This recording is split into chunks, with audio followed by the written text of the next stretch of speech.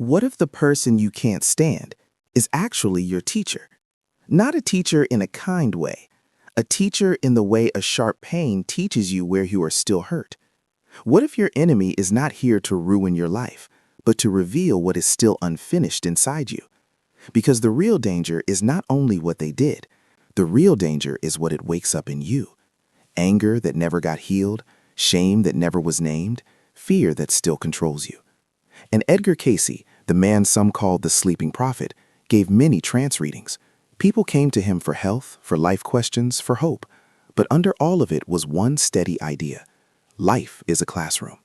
Not just the happy parts, not just the parts that make sense, even the parts that feel unfair, especially the parts that feel unfair. So today we are going to talk about a hard truth, said in a gentle way. The people you hate most might be holding your biggest lesson. And if you are listening while tired, grieving, or feeling alone, I want you to know this is not meant to blame you. This is meant to free you. Because hate is not only a feeling, hate can become a chain. Here's how it works. When someone hurts you or annoys you or betrays you, your mind grabs the moment and replays it. You replay the words. You replay the look on their face. You replay what you wish you had said. And your body reacts again and again like it is happening right now. But it is not happening right now. They might be living their day, laughing, eating dinner, taking a trip. The 8RE, the group that keeps Cayce's work, explains this clearly. Without forgiveness, we can become chained to the past. The person may even be on a beach in Fiji while you are still carrying their hurt. That is the chain, not the person. The chain is what you carry. And forgiveness in this spiritual way does not mean you say, it was fine. It means you say, I will not let this live inside me forever. The ARE also says forgiveness does not ignore the truth of our suffering. It admits something was wrong. It does not pretend harm is okay. It simply means you stop carrying the baggage. So when we talk about the people you hate, we are not excusing them. We are studying your soul's lesson. Because hatred is often pain wearing armor. And sometimes the soul uses painful people like sandpaper, not to destroy you, but to show you what still catches, what still snags, what still bleeds. Now here's the question most people ask. Why this person?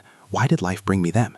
In a Cayce-style way of thinking, there are a few reasons. You do not have to accept all of them. You can hold them gently and see what fits. First, some people expose your hidden wound. They press the place you try not to touch. They remind you of rejection. They remind you of being ignored. They remind you of being laughed at. And when that old pain wakes up, it feels like rage. But the rage is not always about today. Sometimes it is about years ago. Second, some people challenge your identity. They threaten the story you tell yourself about who you are. Maybe your story is, I'm the good one, or I'm the responsible one, or I never hurt anyone, or I always stay strong. Then someone shows up who makes you feel small, or powerless, or confused, and you hate them because they shake your story. But the soul does not care only about your story. The soul cares about your growth.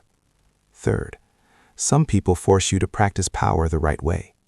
Not power over them, power over yourself. Self-control, clear thinking, strong choices. Sometimes the lesson is not to love them. Sometimes the lesson is to stop begging for respect. Sometimes the lesson is to stop explaining yourself to someone who enjoys misunderstanding you. Sometimes the lesson is to say calmly and firmly, no more. And here comes the part that feels like a spiritual plot twist. If you do not learn the lesson, life repeats the character with a new face. New job, same boss energy. New relationship, same disrespect. New friend group, same cruel jokes. It feels like a curse. But in this spiritual frame, it is not a curse. It is a curriculum. It is the soul saying, we still need to finish this. Not because you are being punished, but because you are being trained. The soul does not get punished. It gets reassigned. Now we need to name the types of people who often become our hate teachers. There are three main kinds. The first is the mirror. This person shows you something you do not want to see in yourself. This is hard because it hurts your pride. You may feel disgusted by them. You may feel angry because they seem selfish, loud, needy, fake, or controlling. But here's the secret. Sometimes what you hate in them is a shadow in you. Not the same actions, but the same energy. Maybe you hate their arrogance because you were never allowed to feel proud. Maybe you hate their neediness because you learned to hide your needs. Maybe you hate their selfishness because you have been giving too much and secretly resent it. A mirror teacher does not mean you are bad. It means there is a part of you you have pushed away, and the soul wants you whole. The lesson of the mirror is not become like them. The lesson is admit what is real in you, so it stops controlling you from the shadows. The second type is the wound presser. This person presses the bruise you avoid. They trigger old pain, abandonment, betrayal, humiliation, not being chosen, not being protected. They may not even be evil, but their behavior hits the exact sore spot, and suddenly you feel like you are back in the moment you first got hurt. A wound presser often makes you feel younger than you are. You may notice this because your reaction feels too big for the moment. A simple comment ruins your whole day. A small disrespect makes you shake. That is a sign you are not only reacting to them, you are reacting to an old wound. The lesson of the wound presser is healing, not pretending, not forgetting. Healing, so the wound cannot be used like a steering wheel anymore. Because if someone can press one button in you and control your mood, your choices, your peace, then you are not free, and your soul wants you free. The third type is the boundary teacher. This person reveals what you tolerate. They take too much, they push too far, they test and test and test. They disrespect your time, they invade your space, they demand your energy, they guilt you, they twist words. And you may hate them because they feel like danger, but sometimes they are also a message that says, you have been letting things slide that should not slide. You have been trying to earn love by allowing harm. You have been calling it kindness when it is actually fear. Boundaries are spiritual too. A clear no can be sacred. Walking away can be holy. Protecting your mind and body can be part of your path. Now, in the middle of all this, we need a calm center, a steady truth. The AERE article shares a line connected to Cayce's teachings. Don't condemn self, don't condemn others. As you would be forgiven, forgive others. Think about that. It does not say, pretend it didn't happen. It says, don't condemn. Because condemnation ties you to the person. Condemnation keeps you staring at them, even when they are gone. Condemnation burns your energy at night while you try to sleep. Release gives your energy back. And here is the twist of the whole video. The lesson is not about them. It was never about how to change them. It is about what happens inside you when they appear. What part of you gets small? What part of you gets addicted to proving yourself? What part of you wants revenge? What part of you wants to punish? What part of you feels powerless? That is the real classroom. And this is why forgiveness matters. Because forgiveness is not mainly for them. It is for you. The AERA. Forgiveness really isn't for the other person. It is for our own sake, for our mental and spiritual health. So let's make this practical. Not fast. Not fake. Practical and real. Here is a quiet 5-step assignment. You can do it in your mind, you can write it down, you can whisper it to yourself at night. Step 1. Name the person. Just the name. No long story. No defense. Just the name. Step 2.